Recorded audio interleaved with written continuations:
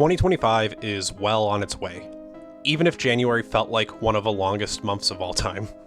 If you haven't been under a rock, then you know there's an onslaught of news coming day after day from all around the world, and lately, a lot of it has been centered around the new presidential administration in the United States. Now, I'm not a world news podcaster. I don't go diving into political debates. We talk cyber here, and that's what I want to do today. There has been a lot coming out in the last few weeks that I think sets the stage for some interesting trends in cyber and in the coming years. And I felt like it was worth doing an editorial style episode on it. I think it's worth exploring early on in this administration what the cyber landscape looks like under President Donald Trump. What good things could come, what bad things could come. We'll talk a bit about what he did in his first term that impacted the field and how it relates to where we're at right now. I'm John Cordes, and this week I'm inviting you to sit down with me and talk about what the shell might happen to the cybersecurity of the United States in the next 4 years. And honestly, what's happening to it right now?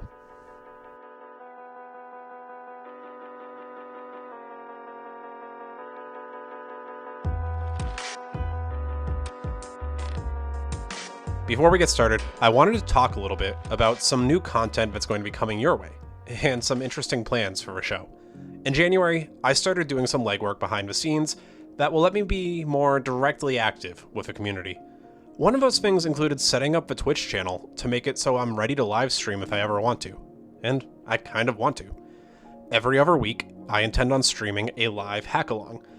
Either of a retired Hack the Box machine, a Try Hack Me lab, or maybe a CTF VM.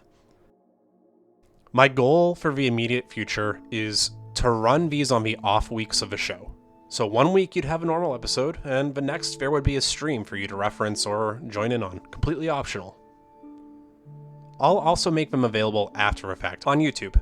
Really, it's a piece of easier content that I can do and something that I've wanted to do for a while. I just wanted to make sure it looked right. So if that interests you, go to twitch.tv/whattheshellpod, all one word, and follow for when we go live. The first official stream is going to be a Hack the Box walkthrough on Thursday, February 13th at 8 p.m. Eastern Time. So that's a week from tomorrow if you're listening to this on the day of release. I do hope you'll join me. The other big announcement that I have before we get going is that the show's Patreon is back online. I turned it off after the Discord hack, and I kept it offline until I was comfortable getting the show back up and running. I didn't want you paying for something that wasn't really delivering what I thought was quality content. And now, I feel like I'm ready. If you're not sure what that means, let me take a minute to explain. You may have noticed that, hey, there's no ads in this show. That's pretty neat. That doesn't mean the show doesn't cost money to make, though. So, to help offset the cost, there is a Patreon. And it's as simple as going to patreon.com/whattheshell. There's a couple different plans, including varying levels of perks and bonuses. Do you want to just support the show? Maybe you want some Discord flair? Or maybe you want to commission some kind of episode? It's all there, so here's a brief description of every tier that I've got for you. I'm going to run through this real quick so we can get going. There's the moral support tier, that's $3 a month. That gets you access to the Patreon-only Discord section and access to some of the Patreon-only content that I'll have, like my CTF cheat sheets, and some of the lessons learned, maybe some video content. There's user access, which offers the same as moral support, but will also include archives of the quarterly events that we start doing. Sporadic video content's going to be posted there as well as I enhance and improve the process, including behind-the-scenes material, like when I'm in the studio. I'm actually recording this episode on video right now and recording the process so that I can release it to that tier. That is $5 a month. Privileged access grants you everything I've said so far, and a quarterly hangout or Q&A, as well as having your name mentioned in the credits at the end of the episode. That lands at $10 a month. Root access is $15 a month, and in addition to everything above, you'll get to choose a mini episode that will be released on the show's Patreon. These can be 10-minute or so elaborations on a topic that you'd like to see me cover a little bit more of, or that hasn't been in an episode. You can even suggest something that's kind of tangential to the show for me to cover, and I'll try to do it. If I can't, I'll come back to you for a new ask. Lastly, there's the crown jewels. And I might be a bad creator here, but this is not an offering that I would personally say I feel like everyone needs to even think about. This tier is the biggest benefit of all. It will be a full release episode in an off week. that's publicly released, so you can share it with anyone. If you subscribe to this tier, I'll sit down with you and plan an episode that would be appropriate for the show. It will be full length, so a minimum of 30 minutes long. We'll need to make sure the content has the legs for that, but I'm confident we can make something work. And it will, again, appear on the live episode feed. That runs $75, and if you want to do it once and then go right back down to root or privileged access, go ahead. I don't care.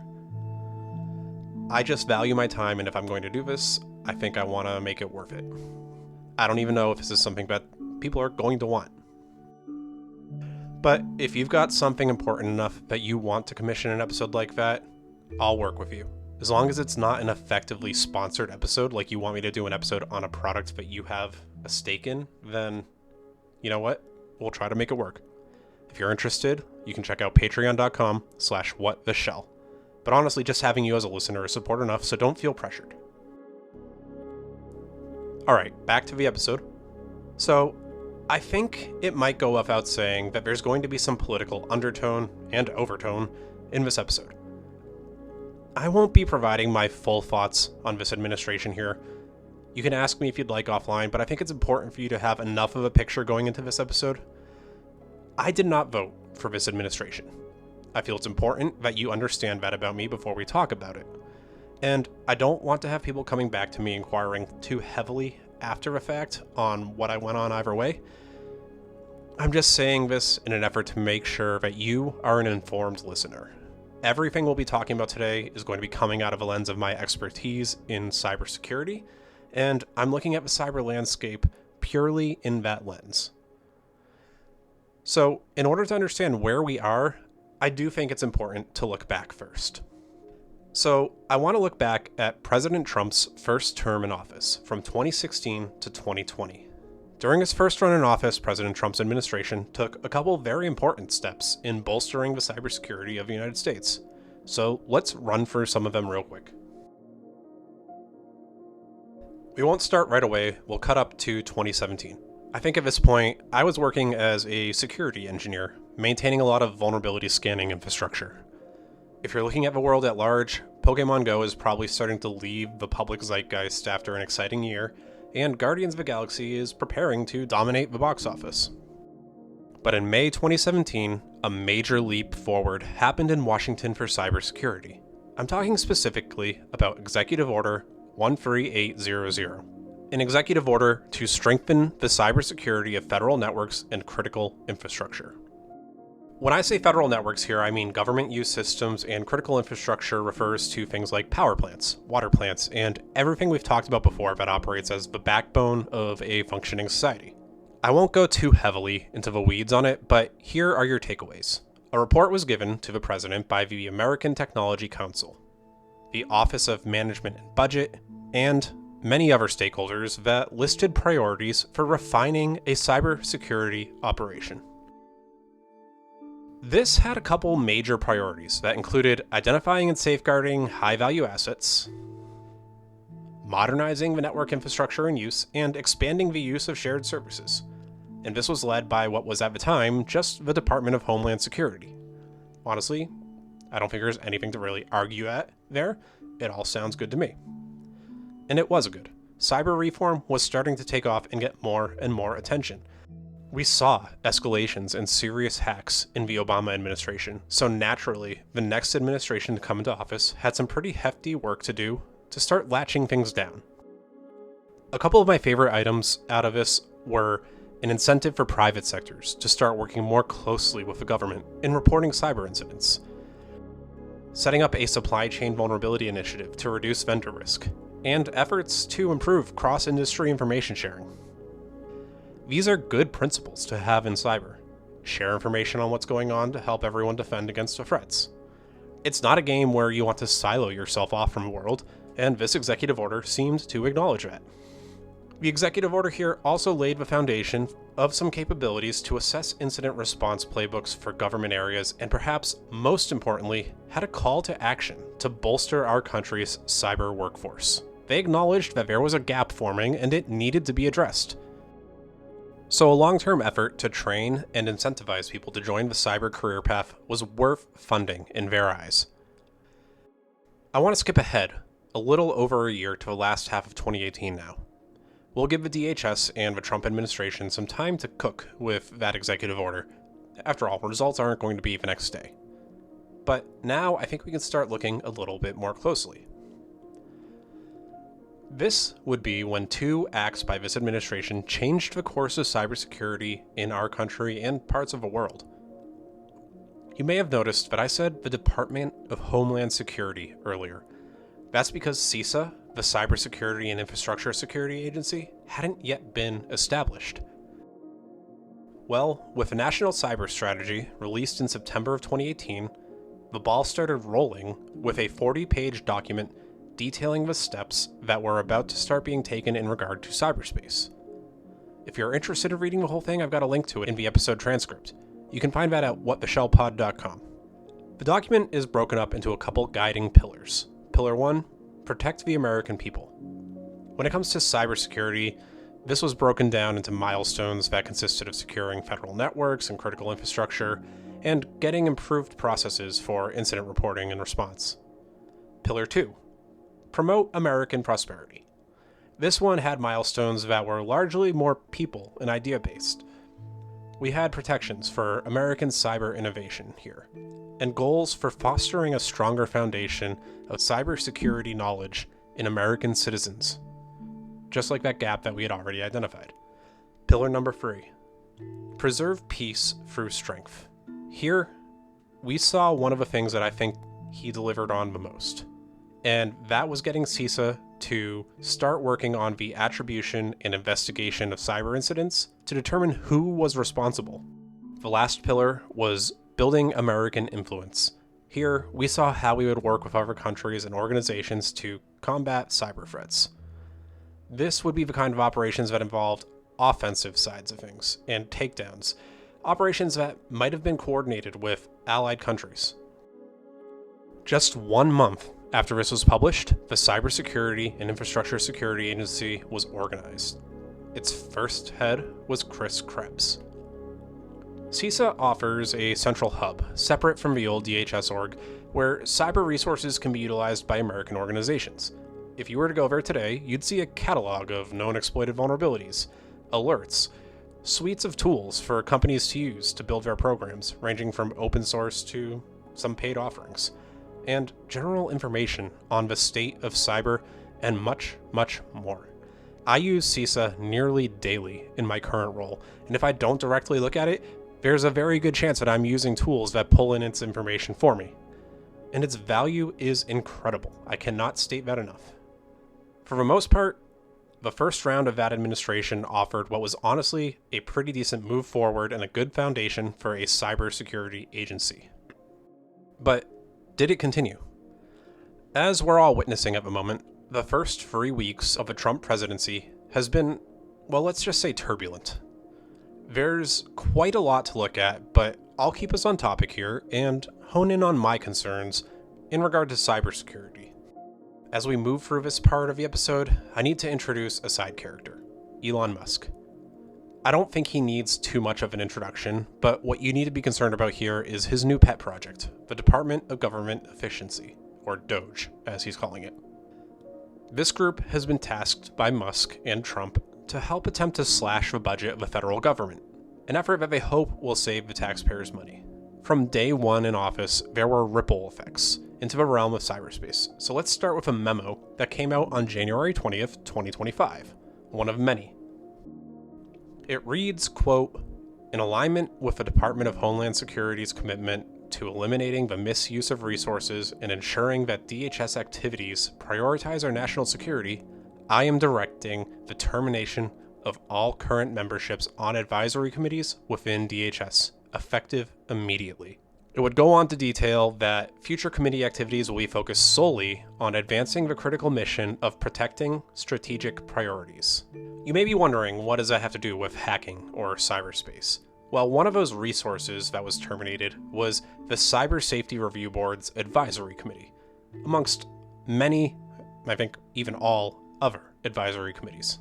But this committee helped probe and gather information in regard to cyber incidents and events.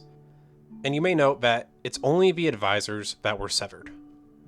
These are civilians that participate in the activities, but they are people of immense experience and expertise. If you've been in the field for a while, you'd recognize some of the names. I already mentioned Chris Krebs. He's one of the foremost names in cybersecurity and the former director of CISA. And a ripple that will surely come out of this is a delay in investigations. NextGov has already reported that an ongoing investigation into Salt Typhoon, a Chinese APT, has been all but stalled. They detailed how the terminations will likely delay an ongoing investigation into the Salt Typhoon hacks, which involved wide-ranging Chinese infiltration into a number of telecom providers in the United States. Not only the United States, but also around the world.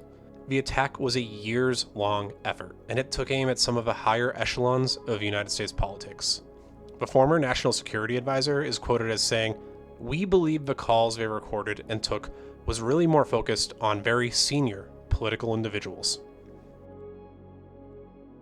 So we know that Salt Typhoon was targeting the Justice Department and even individuals including people tied to President Donald Trump and Vice President J.D. Vance. With those kind of investigations stalled at the moment, it's hard to say what's going to happen next.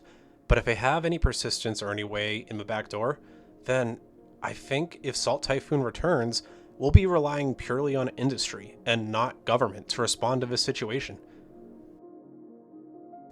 One of the primary concerns I've seen here relates specifically to how this board will be restarted and restaffed. It's currently unclear when the board will be restaffed and with whom. Many of this administration's nominees have been shown so far to be from outside the realm of expected expertise in their positions, and instead merely friends of the incoming government. This concern would translate to cyber like this. Imagine, if you will, a CSRB comprised primarily of people with a stake in consumer products that are brought in from overseas, let's say China. There is now a fiscal play for profit or for even extortion in letting foreign government reviews slide if it means that you could directly benefit.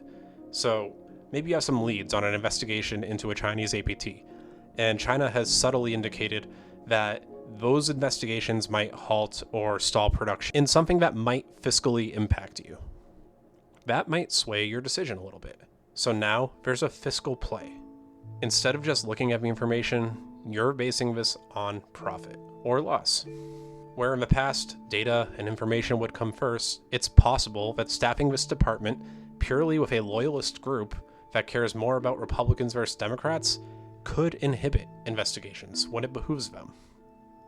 Cybersecurity is a bipartisan issue, and bringing in experts from all walks of life is absolutely a good idea, but just dismissing these experts could have ramifications that we're not yet aware of. And you might think that what-if scenario is a bit far-fetched, but I want to keep talking about CISA. Firstly, there's been a history of retaliation against the institution. We can look back to the fact that the agency's first director, Chris Krebs, that we've already talked a little bit about, was fired for refusing to have CISA question the integrity of the 2020 election. The current head, Jen Easterly, has now been put on the chopping block as well. When she started, she had a lot to pick up after. After all, she was stepping in after the SolarWinds hack. A hack big enough that we were able to do an entire episode on it here. So to say she hit the ground running is a little bit of an understatement. Easterly worked hard to build relationships with federal, state, and local governments. And if you ask anyone that's worked with CISA, you'll know a lot of the initiatives that many companies, schools, and organizations used have flourished under her. In talking to Wired, I think she has a great sentiment that I wanted to share with you all, saying that, quote, "It's not a political or partisan issue, and these threats are only going to get more complicated and more dangerous. Any stepping back of what we've put in place will be to the detriment of the safety and security of the American people." So, what can we look forward to without her at the helm? Let's start at the top. The head of CISA is appointed by the Senate. And recently, Senator Rand Paul, a Republican from Kentucky, has been put out there as the chair of the Committee on Homeland Security and Governmental Affairs. His plan for overseeing CISA? Well, to put it bluntly, if he could, he'd eliminate or severely curb stomp the powers of CISA. He's quoted as saying, "I'd like to eliminate it. The First Amendment is pretty important. That's why we listed as the First Amendment, and I would have liked to, at the very least, eliminate their ability to censor content online. You might be a little bit confused there, but don't worry, he went on to say what I genuinely think might be one of the most inane and idiotic things I've ever heard. He said, quote, and again, quote, "While it's unlikely we could get rid of CISA, we survived for what, 248 years without them? I think a lot of what they do is intrusive, and I'd like to end their intrusions into the First Amendment." He's referring here to CISA being tasked with combating misinformation in the midterm elections in 2018 and also not acknowledging the possibility of election fraud in 2020. CISA was trying to curtail misinformation campaigns that were run largely by Russian and Iranian threat actors, creating bots and accounts that were fake American people in an effort to swing the election in whatever way they wanted. And in doing so, allegedly, I guess, that crippled free speech through online censorship. But it's the part about how we survived 248 years without CISA that really gets me. I guess since the founding fathers didn't organize a cybersecurity protection plan, we should just let it be, right? So that's where things are close to the top. But let's move on to the nominee for the head of DHS, South Dakota Governor Kristi Noem. And she believes that, quote, "CISA needs to be much more effective, smaller, more nimble to really fulfill their mission, which is to hunt and help harden our nation's critical infrastructure." There are little bits in there that I guess are nice to hear. Their mission is to protect critical infrastructure, and I kind of understand the idea behind wanting to make sure that a smaller team is more capable of fulfilling their job, but that's just not really how it works here. She also threw in another dig at the misinformation campaigns that CISA was responsible for responding to. While I do think that CISA's mission is definitely partly focused on hardening infrastructure, when misinformation is a core principle of, say, something like phishing, then it starts to really kind of come full circle. If we don't combat misinformation, then misinformed policies and actions are prone to being taken. When that occurs, the door is open for a cyber intrusion on something like critical infrastructure. In reality, a smaller CISA would likely mean even more stalled time on investigations, less resources for the public to make use of, and less informed programs that can't rely on CISA information as a cornerstone of their intelligence. Indicators that might come from our government would be slowed down, or maybe have to be augmented with other programs. I think CISA is in for an interesting term to say the least. But let's move over to our co-star, Elon, and his Doge crew. I'm going to bring us to just over a week ago, January 28th, when federal workers received an email titled "Fork in the Road." We'll get back to that title shortly, but the email went like this. It starts as an offer for a deferred resignation, stating that during the first week of his administration, President Trump issued a number of directives concerning the federal workforce. Among those directives, the president required that employees return to in-person work, restored accountability for employees who have policy-making authority, restored accountability for senior career executives, and reforming the federal hiring process to focus on merit. As a result of the above orders, the reform of the federal workforce will be significant. It went on to say that if you choose to remain in your current position, we thank you for your renewed focus on serving the American people to the best of your abilities, and look forward to working together as a part of an improved federal workforce. At this time, we cannot give you full assurance regarding the certainty of your position or agency, but should your position be eliminated, you'll be treated with dignity and will be afforded the protections in place for such positions. If you choose not to continue in your current role in the federal workforce, we thank you for your service to your country, and you will be provided with a dignified, fair departure from the federal government utilizing a deferred resignation program. This program begins effective January 28th and is available to all federal employees until January 6th. If you resign under this program, you will retain all pay and benefits regardless of your daily workload and will be exempted from all applicable in-person work requirements until September 30th, 2025, or earlier if you choose to accelerate your resignation for any reason. So, let's break it down a little bit. Basically, this office is telling you that if you're a federal worker, you can quit right now, and be paid for September. It's a tempting offer. There are some exceptions to positions involving national security, and in fact CISA is on that exception list, I think. But that doesn't mean that the support staff isn't impacted, and that understaffed areas won't face their own risk of cyber intrusion. The reason I ask you to consider that title is because it's the same verbiage used by Elon Musk when he acquired Twitter and reduced the staff there. He offered very similar plans and famously did not follow through on most of it.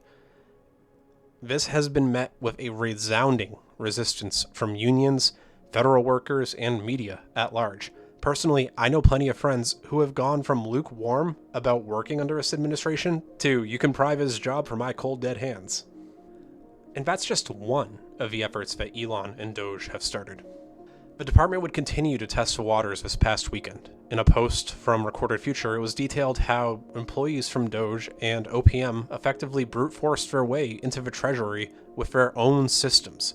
As in, they walked in there demanding entrance with laptops that they brought and said, "Let me on the network."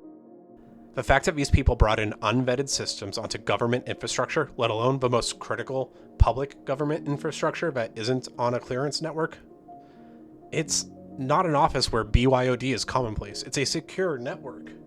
And if you don't know what BYOD is, it means bring your own device. And it's a policy that allows employees to use their personal devices or external devices, such as smartphones, tablets, and laptops, for work-related tasks. While BYOD policies do offer some flexibility and convenience, they also introduce significant security risks to organizations.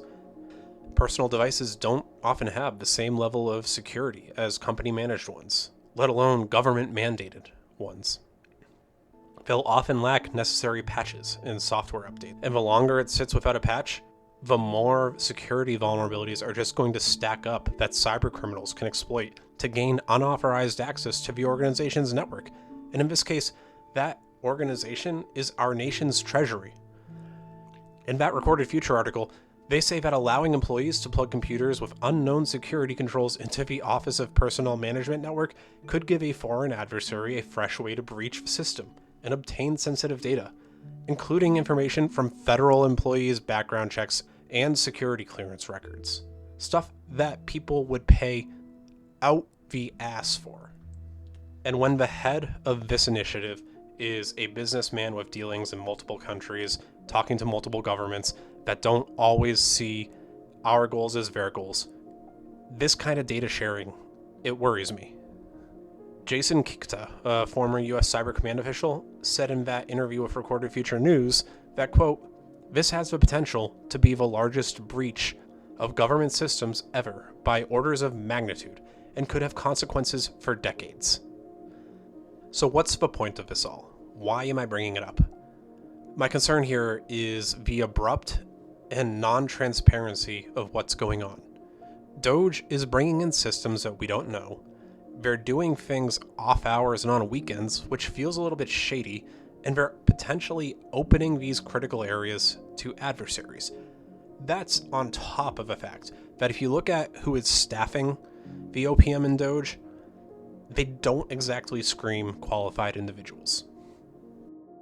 Combine that with the pipeline of cyber investigations and attributions being crippled while a new leadership takes over, and it just feels like right now we're at a point right before something could go terribly wrong from a hack. We know that zero-day vulnerabilities appear frequently, and we know that countries hoard exploits. Just this morning, I was reading about a proof of concept on a Microsoft vulnerability that looked particularly troublesome. Imagine less staff to patch those systems and follow up with users, and more vulnerable environments and less oversight and detection capabilities. It feels like a perfect storm. I do think it can get better. I try to be optimistic here, but I do think it's going to get worse first. There's a lot of focus on the big attention-drawing news right now. All the headlines that we're really paying attention on, this feels like, to the public, it's more of a footprint. And as we start to offboard more and more capable people, I think APTs might become a little bit more brazen. The Salt Typhoons of the world might see this as their moment to come in and start trying to follow through on some of the attempts that we've previously been able to respond to pretty easily. I started this episode off with the good side of things because I can't blindly ignore something good that someone I didn't vote for did. I recognize the capability to make correct choices. But I do staunchly think that just 2 weeks in, we're hindering our ability to respond to advanced threats and hackers that want to inflict damages. That's not even to begin to include the idea that this kind of outcry from a public might encourage hacktivism in response to it. Nor is it including the fact that hundreds of thousands of government data sets that are commonly used for research and information are starting to be deleted online. My concern is that it appears that the end goal here might be a more thorough control of information from this administration. I don't mean regulation of information. I mean the very kind of censorship that was outcried by people like Rand Paul in the first place. It feels a little 1984 to me.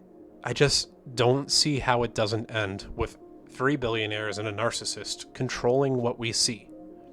I'll continue to post in my small corner about what's going on, and maybe we'll do a halfway checkup on this. I hope I'm wrong. I truly do.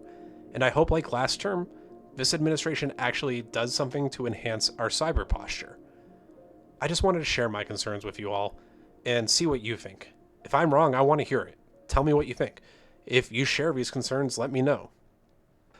I'm John Cordes, and thanks for letting me talk a little bit about what the shell cybersecurity looks like under President Donald Trump. If you want to hang out, you can join me and some of our fans in the show's Discord. As always, the link to that and my socials are in the description of the episode. And before we go, here's a thanks to all those existing patrons that are still coming on from the last time for helping me keep the show running. So thank you, and I do apologize if I don't pronounce anything right here. We have a thanks to Benjamin Sweetnam, Chris Finnick, RKAFLD VXUB, that's one word, Robert McCurdy, Tyus Ashworth, Ben M, Pat H, Christian Odie, JS, Pseudo, and Tank Profane. I do truly appreciate all the contributions and support that you guys are doing to help me offset the cost of making this show. I'll see anyone who's interested next week for the first stream, but if not, I'll catch you all in 2 weeks for the next episode.